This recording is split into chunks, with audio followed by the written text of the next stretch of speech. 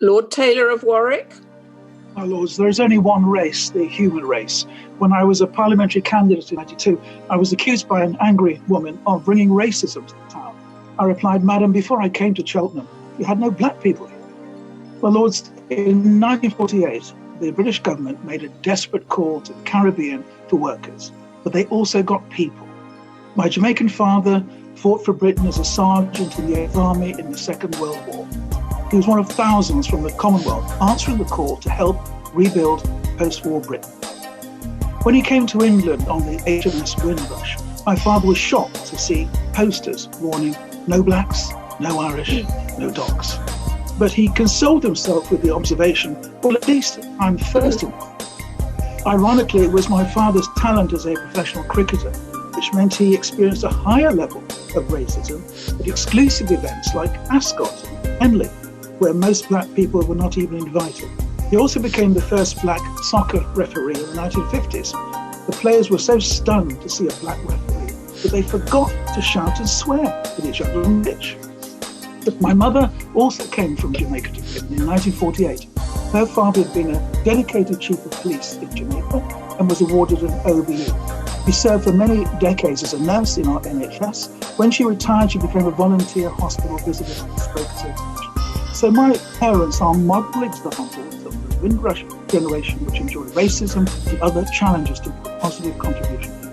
My lords, it must be recognised that many of the Windrush generation, like my mother, became the dedicated backbone and inspiration for the excellent NHS that we are presently saluting for saving our lives and keeping us safe during this COVID-19 virus period. In 2002, I had the privilege to open an orthopaedic hospital in Kingston, Jamaica.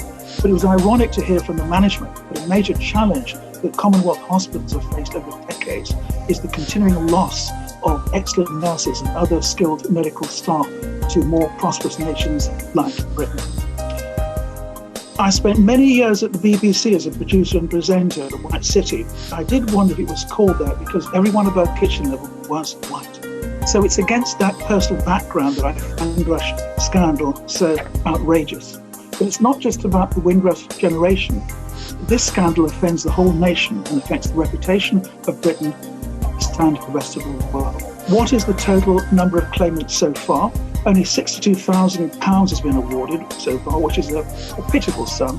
Legal aid is a right, and it's not about fat cat lawyers, it's about justice. Will there be a permanent independent advisor?